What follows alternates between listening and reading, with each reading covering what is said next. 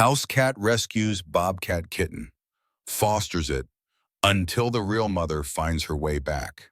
The winter wind cut through the forest with a blade's precision, sending snow devils spinning across the frozen ground of Ely, Minnesota, inside a weathered cabin that had stood for 40 years among the pines. George Ellison woke to a sound that didn't belong. It was 3 in the morning, and the noise came from somewhere deep in the house. A metallic groan that spoke of trouble. At 75, George moved slower than he once had, his joints protesting the cold as he swung his legs out of bed. The power had gone out an hour before, another casualty of the storm that had been building since sunset. He pulled on his heavy coat over his flannel pajamas and felt his way through the darkness toward the utility room, his flashlight casting a narrow beam that seemed swallowed by the shadows. The furnace door hung slightly open. Frost crystallized around its edges in delicate patterns like frozen lace. George knelt with effort, his knees cracking, and peered inside. Ice had formed in thick chunks along the vent pipes, but something else caught his attention. Caught in the grating were several short hairs, their color unmistakable even in the weak light. Sun-bleached yellow, almost golden, stuck fast to the frozen metal like evidence of a search already abandoned. He frowned and ran his fingers over them carefully. These weren't from Marlowe, the white cat who had been his constant companion since Eliza passed 3 years ago. Marlowe's fur was pure as fresh snow, nothing like these coarse, wild strands. George straightened up and called out softly into the darkness of the cabin. "Marlowe, where are you, girl?" Silence answered him, the kind that fills spaces meant for two. He moved through the rooms, flashlight beams sweeping across familiar furniture, the empty rocking chair by the window still holding the shape of absence, the photographs on the mantel showing faces frozen in moments that would never return. But no white cat appeared. George felt the first stirring of worry in his chest, a tightening he recognized from other losses. He pulled on his boots and added another coat, wrapping a scarf around his neck before stepping onto the porch. The wind hit him immediately, stealing his breath. Snow fell in thick curtains, but the warm light spilling from his flashlight and the cabin's kerosene lamps created a golden glow that stretched across the white ground like a path leading into the forest. And there, clear as day despite the falling snow, were tracks, small, delicate paw prints heading straight into the trees, each one a small betrayal of the warmth she'd left behind. George didn't hesitate. He'd lived in these woods long enough to know you didn't leave a cat outside in a storm like this. He followed the tracks, his flashlight beam dancing ahead of him, occasionally losing the trail before finding it again. The forest pressed close around him, pine branches heavy with snow bending low enough to brush his shoulders like hands trying to push him back. His breath came harder now, white clouds that dissipated into nothing, his heart working against the cold and the fear that tightened around it. 30 minutes passed, maybe more. Time felt different in the woods at night, stretched thin and distorted, as if the darkness itself fed on minutes and made them hours. George was beginning to doubt his decision to come this far when he heard it, a sound so faint that he almost missed it beneath the wind. A cry, weak and desperate, more whimper than call, the kind of sound that spoke of giving up. He turned toward it, moving carefully around a fallen log, and aimed his flashlight beneath a thick bush at the forest's edge. What he saw made him stop breathing, curled in the snow, trembling violently. Was a bobcat cub. Its fur was matted and wet, plastered to its small frame. But even in its pitiful state, George could see the distinctive marking, just beside its left eye. A teardrop-shaped patch of black fur stood out against the tawny coat, as if the cub wore its sorrow on its face. The cub's eyes were barely open, its breathing shallow, each exhale a small ghost that might be its last. "Lord above," George whispered. Movement caught his eye, and he swung the flashlight to the left. Marlowe emerged from the darkness like a ghost, her white fur barely visible against the snow, as if she were made of the same material as the storm itself. She moved with purpose, ignoring George completely, and went straight to the cub. Without hesitation, she lowered herself and curled her body around the tiny bobcat, pressing close to share what warmth she had. The cub made a sound, something between a chirp and a mew, and burrowed into Marlowe's fur like a child finding its mother after being lost. George stood frozen, his throat tight with emotion. He'd seen a lot in his 75 years, worked as a heating system repairman in homes across 3 counties, raised a son, buried a wife. But this small act of mercy from a house cat to a wild creature, unmade something in him. He knelt carefully and opened his coat wide. "Come on then," he said softly. "Both of you." He gathered them together, Marlowe not resisting, the cub barely conscious, and tucked them against his chest where his own heart could lend its rhythm to theirs. The walk back took longer, his burden precious and fragile. The golden light from the cabin grew brighter as he approached, a beacon in the storm. And when he finally pushed through the door, the warmth hit him like a wave, like forgiveness, like a second chance he hadn't known he was asking for. George worked quickly. He built up the fire in the hearth until it roared, spreading blankets on the floor in front of the flames. Marlowe settled onto them immediately, still cradling the cub against her purr a low thunder that filled the quiet room. George warmed milk in a pan, testing the temperature carefully before offering it. The cub's eyes opened slightly, unseeing, but its mouth found the dropper George used, and it suckled weakly. Each swallow a small victory. "That's it," George murmured. "Just a little more." He stayed with them all night, dozing in his chair, adding wood to the fire, checking on them every few minutes. The cabin breathed around them, wood settling, wind singing through cracks, the fire popping and hissing its ancient song. By the time dawn broke gray and cold through the windows, painting the snow outside in shades of pearl and silver, the cub had lifted its head and was drinking more steadily. Marlowe groomed it with her tongue, patient and thorough, as if she'd done this 100 times before, as if she'd been waiting her whole life for this moment. George watched them and made a decision. The cub needed a name. He studied the sun-damaged fur, the distinctive teardrop mark, and thought of his son, who had died in a training accident 20 years ago. His son, who had flown jets, who had loved the sky and speed and the roar of engines. The mark by the cub's eye reminded him of the tear-shaped insignia on those planes, but also of something else. The way grief marks you. The way loss writes itself on your face where everyone can see. "Jet," he said aloud. "I'll call you Jet." The days that followed fell into a rhythm. Jet grew stronger, her appetite increasing, her movements becoming less shaky. Marlowe never left her side for long, this white guardian who had claimed a wild thing as her own. George watched in amazement as the bobcat cub began to mimic the cat's behaviors. Jet scratched at the furniture the same way Marlowe did, earning a scolding from George that made him laugh even as he delivered it. She rubbed against his legs when he walked through the kitchen, nearly tripping him the first few times, her body a warm weight that reminded him he was still needed. Most surprisingly, she learned to use the litter box, watching Marlowe carefully before attempting it herself, this wild creature learning the rules of domestic life. But it was the trust that moved George most. At first, Jet had flinched away from his hands, her wild instincts telling her to fear humans. But she watched Marlowe, watched how the white cat would jump into George's lap for scratches, how she nuzzled his hand every morning when he came downstairs. Slowly, over days and then weeks, Jet began to approach him, first just sniffing his fingers, testing the air around him for danger, then allowing a brief touch, her body tensing but not fleeing. Finally, one evening as George sat reading by the fire, Jet climbed onto the couch beside him and rested her head on his knee, a gesture so trusting it brought tears to his eyes. George's hand trembled as he stroked the soft fur, feeling the warmth and weight of this impossible trust, this bridge built between wild and tame. There were funny moments too. One afternoon, Jet sat beside Marlowe and seemed to be studying her intently, the way a student watches a master. Marlowe meowed, a clear, bright sound that rang through the cabin like a bell. Jet opened her mouth and made an attempt to copy it. What came out was somewhere between a squeak and a grunt, a sound so absurd that George laughed until his sides hurt and his eyes watered.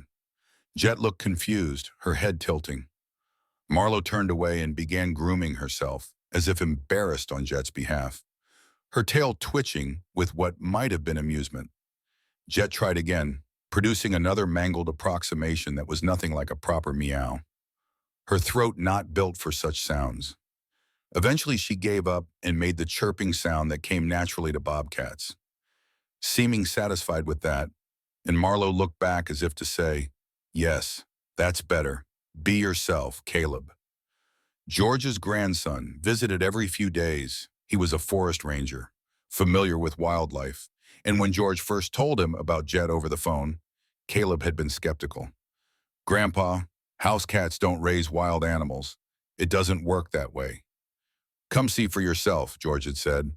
When Caleb arrived and saw Jet curled up with Marlowe by the fire, both of them looking at him with similar expressions of mild interest, as if he were the strange one for being surprised, he sat down hard on the nearest chair. "I'll be damned," he breathed. "Language," George said automatically. But he was smiling.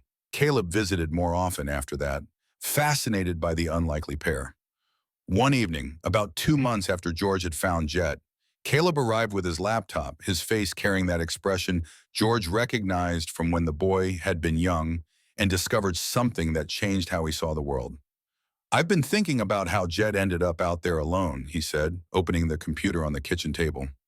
"The Silver Ridge Wildlife Sanctuary has cameras set up all through this area.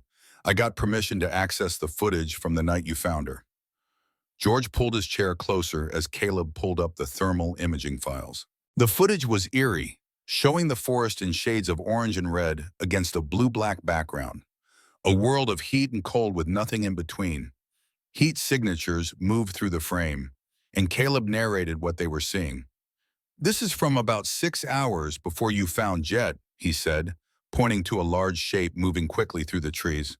"Adult bobcat. See the smaller signature? That's a cub. And this one here, that's a fox." They watched as the adult bobcat, clearly Jet's mother, led the fox away from where the cub huddled beneath a bush. The mother moved with purpose, drawing the predator farther and farther away, sacrificing her position to save her young, until both disappeared from the camera's range, swallowed by the dark forest.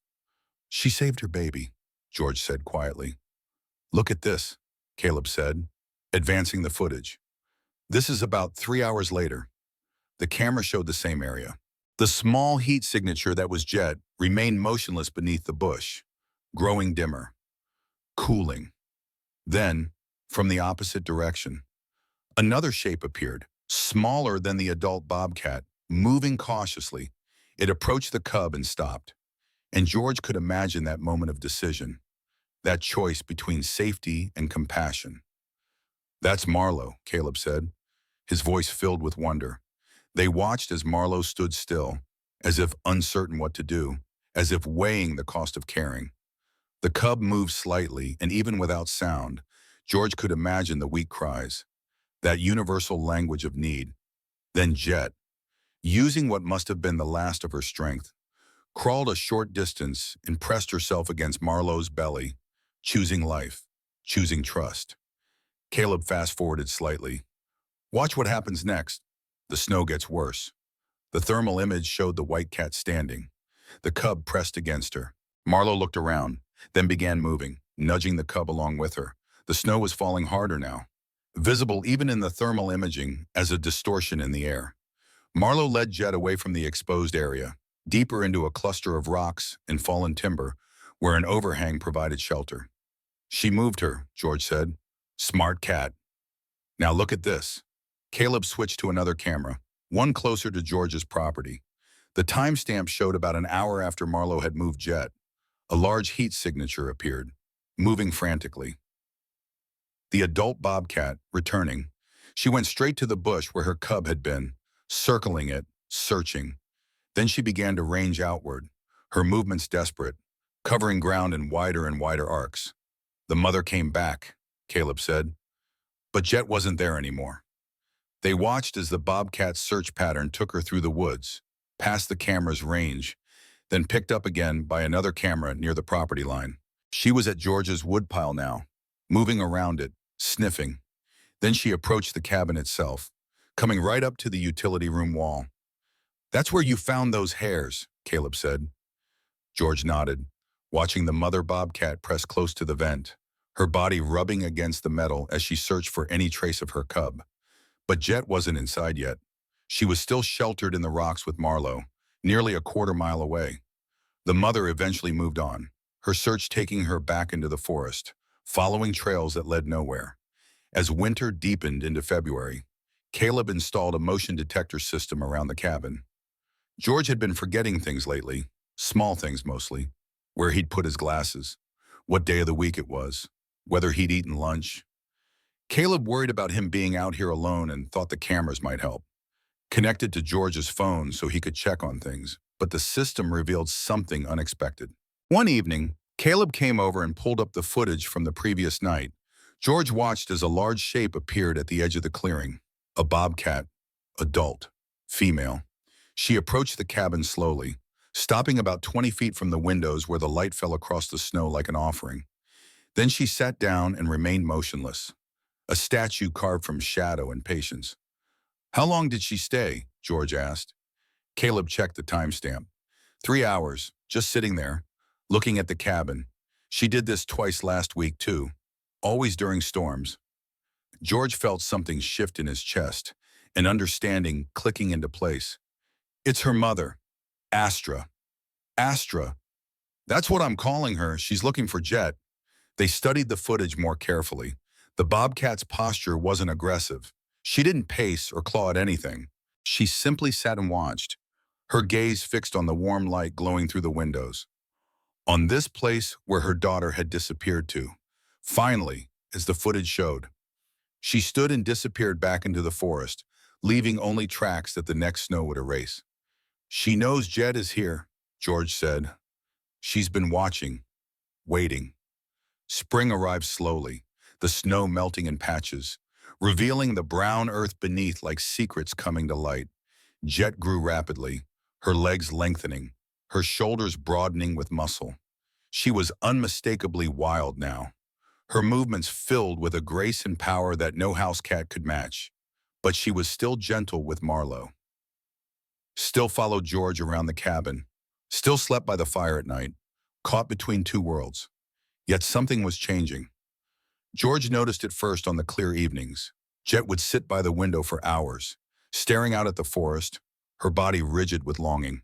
Her ears would swivel, catching sounds George couldn't hear, conversations in a language he'd never learned. Sometimes she would make that chirping call, soft and questioning, as if expecting an answer that never came. One night, an answer came.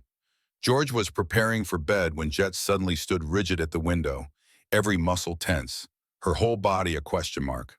Marlowe joined her, both of them looking out into the darkness, both hearing what George could not. Then, faint but unmistakable, a sound drifted through the trees, a chirp, deeper and more resonant than Jet's. The distinctive call of an adult bobcat summoning her young, a sound that carried across generations, across the divide between wild and tame. Jet's ears shot forward. She made a sound George had never heard from her before, something between a chirp and a cry, urgent and longing, the sound of recognition and remembering. The call came again, closer this time, patient and insistent. George stood in the middle of his living room and understood what was happening, understood what needed to happen. His heart felt like it was being squeezed in a vice, but he walked to the door and opened it wide.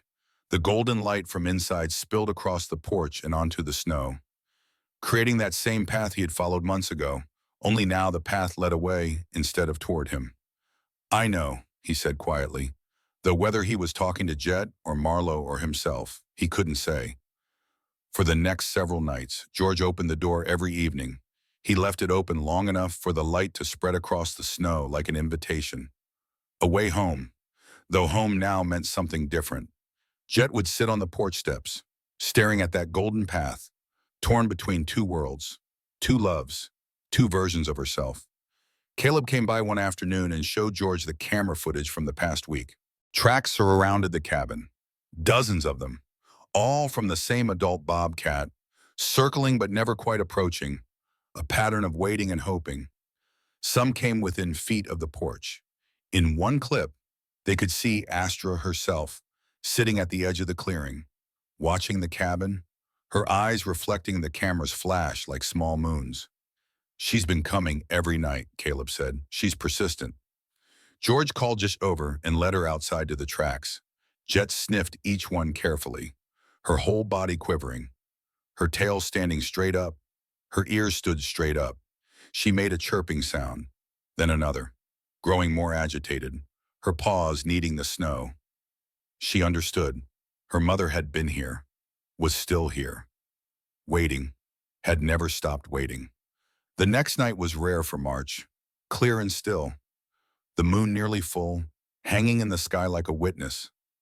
George sat in his chair by the window, Marlowe in his lap, and watched Jet pace restlessly, wearing a path in the floor. The sounds of the forest drifted through the walls. Owls called to each other, their voices rising and falling like questions and answers. The wind whispered through new leaves, carrying secrets. And beneath it all, the low calls of animals settling in for the night, a symphony of the wild. Jet climbed onto the windowsill, her eyes fixed on the tree line, her body silhouetted against the glass. George held his breath. Then it came, the chirp of a mother calling her young, a sound Jet had heard as a tiny cub, a sound buried deep in her memory and her blood, a sound that meant safety and belonging and home. Jet's response was immediate and heartbreaking. She cried back, a series of chirps that grew louder and more desperate, her whole body straining toward the sound. Marlowe jumped down from George's lap and went to sit beside Jet. They looked at each other, these two unlikely companions who had saved each other in different ways, who had built something together that neither could have built alone. George stood slowly and walked to the door. His hands shook as he pulled it open. The golden light poured out, brighter than usual in the darkness, stretching across the snow all the way to the forest's edge, a river of warmth in the cold night. From behind a large pine tree, a shape emerged.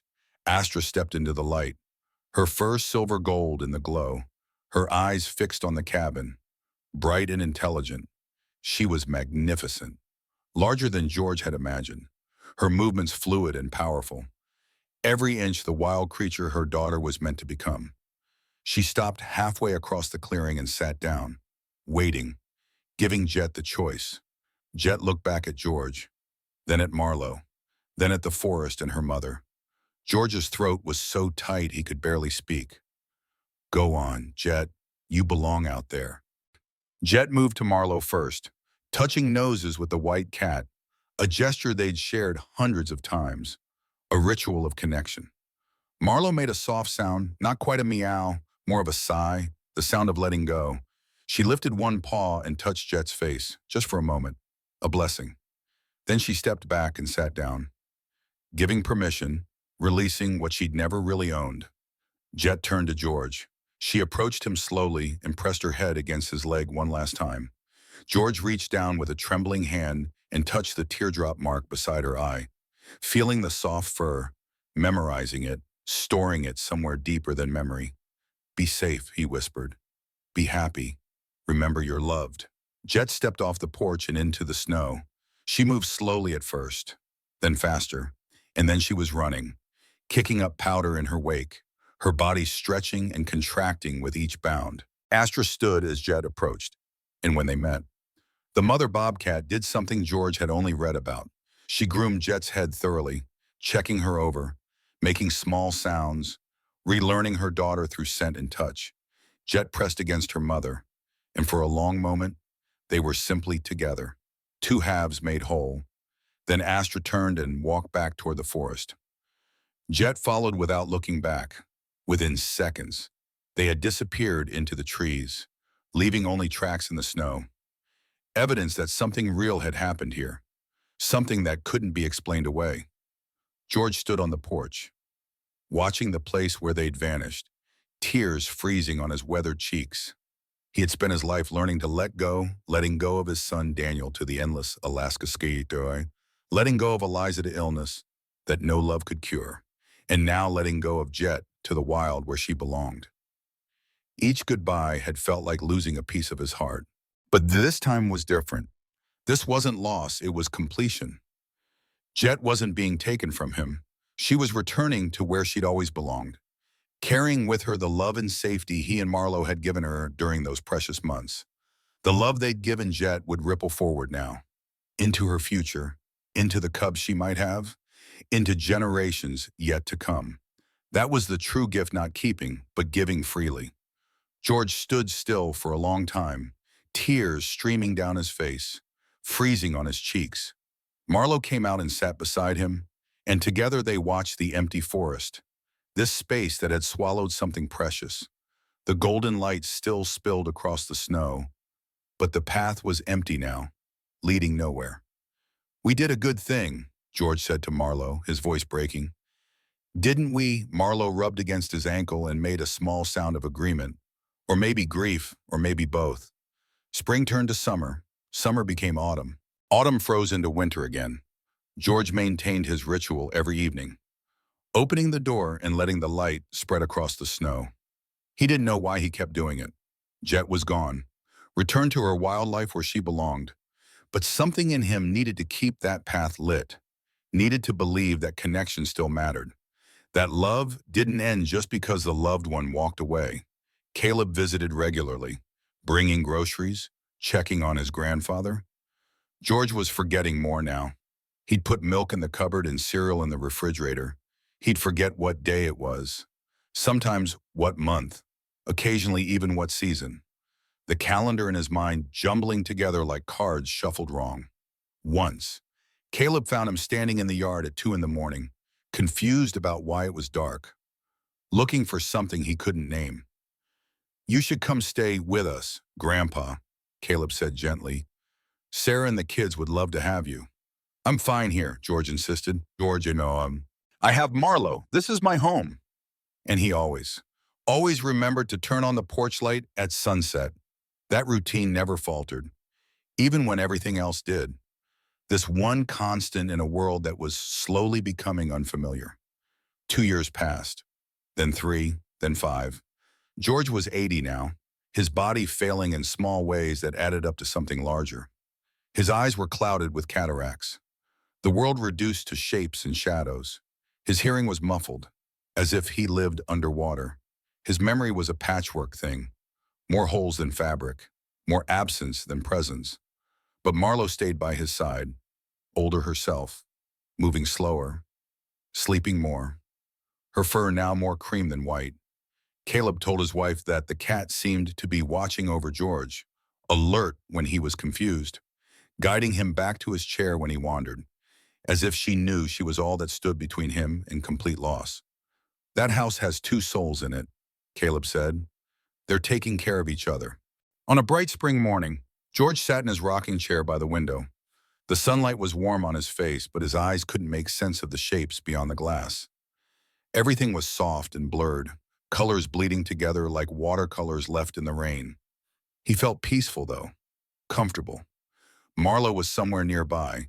He could hear her bell, the one Eliza had put on her collar years ago, a sound that had become the soundtrack of his solitude. Then Marlo did something she rarely did anymore. She jumped down from her spot on the couch and ran, actually ran, to the door. She pawed at it frantically, making sounds George couldn't remember hearing from her before, urgent sounds that pulled him from his chair. "What is it, girl?" George asked, confused. "You want out?" He stood slowly, using the arm of the chair for support, and made his way to the door. His hands fumbled with the latch before finally pulling it open. Marlo shot out onto the porch, her movements suddenly young again, energetic, as if years had fallen away like a coat she no longer needed. George stepped outside, squinting against the brightness. He could make out shapes, nothing clear, but movement. Marlo was doing something, rubbing against something tall.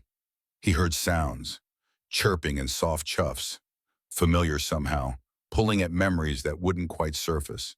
Then a shape separated from the others and moved toward him, something large, tawny, moving with purpose but without aggression. It climbed the porch steps and approached him directly, without fear, as if it belonged here. George's heart began to pound. He reached out instinctively, and his hand met warm fur. The creature pressed its head into his palm, and George's fingers found what they were searching for, what some part of him had never stopped searching for.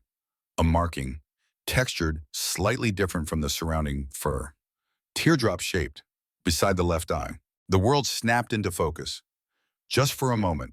Not his vision, but his mind. Sharp and clear in a way it hadn't been for months, as if this moment was important enough to burn through the fog. "Jet," his voice cracked. "Is that you, the bobcat?" Because that's what it was. A full-grown female bobcat made a sound, that chirp, deeper now but unmistakably the same. The sound he'd heard every day for those precious months. She pressed harder against his hand, answering a question he'd been asking for 5 years. "You came back," George whispered. Sinking down onto the porch step, Jet moved with him, never breaking contact. "After all this time, you came back." Movement at the edge of the porch caught his attention. His vision was blurring again. Reality softening around the edges, but he could make out smaller shapes. 3 of them, watching curiously, ears forward, tails twitching. "You brought your babies," George said, understanding flooding through him like light through a window. "You brought them here." Jet settled beside him, and one by one, her cubs ventured closer. They were bolder than Jet had been at first, curious about this old man and the white cat who was touching noses with their mother, who was purring loud enough to shake the porch boards. The smallest one climbed right into George's lap, and he laughed, the sound rusty but genuine, a sound he thought he'd forgotten how to make. "Marlo," he called, and the white cat came to him. She climbed onto the porch railing, surveying the scene with what George would have sworn was satisfaction, as if this was what she'd been waiting for all along. "You knew, didn't you? You knew she'd come back." The golden light from the doorway spilled across the porch and onto the snow beyond, just like it had that first night 5 years ago. That first night when George had followed those small tracks into the forest and found a dying cub and a miracle. The light created a path, just like always, stretching toward the forest, warm and inviting. But now the path led both ways. George sat with his family. This impossible, wonderful family he'd somehow been given. An old man, an elderly white cat, a wild bobcat who had once been saved, and 3 new lives full of possibility. The morning sun warmed them all, and George felt something he hadn't felt in years. Complete. George looked out at the golden light still spilling across the porch, connecting his home to the wild world beyond. He understood now what he had been doing in all these years, not waiting for Jet to return and stay, but maintaining a connection, keeping a promise that love doesn't demand presence. "You brought them to the right place," he said softly, his hand resting on Jet's head while the cubs explored around them. "You showed them where love lives." Jet pressed closer to his leg. Marlo moved among the cubs with the satisfaction of a matriarch whose act of mercy had created ripples across generations. The cabin behind them stood open, its golden light still flowing outward, not as a summons now, but as a promise. The boundary between wild and tame, George realized, was not a wall but a path that could be traveled in both directions, lit by love strong enough to survive any separation, any winter, any passage of time. And that light would continue to burn through seasons yet to come, through the long winters ahead, not demanding return, but promising welcome. The kind of love that asks nothing in return, the kind that simply says, "You are remembered, you are cherished, you will always have a way home." Every rescue begins with a heartbeat that refuses to give up. We're grateful you chose to listen to this one. If you'd like to hear more stories like this, a simple like or subscribe means the world to us.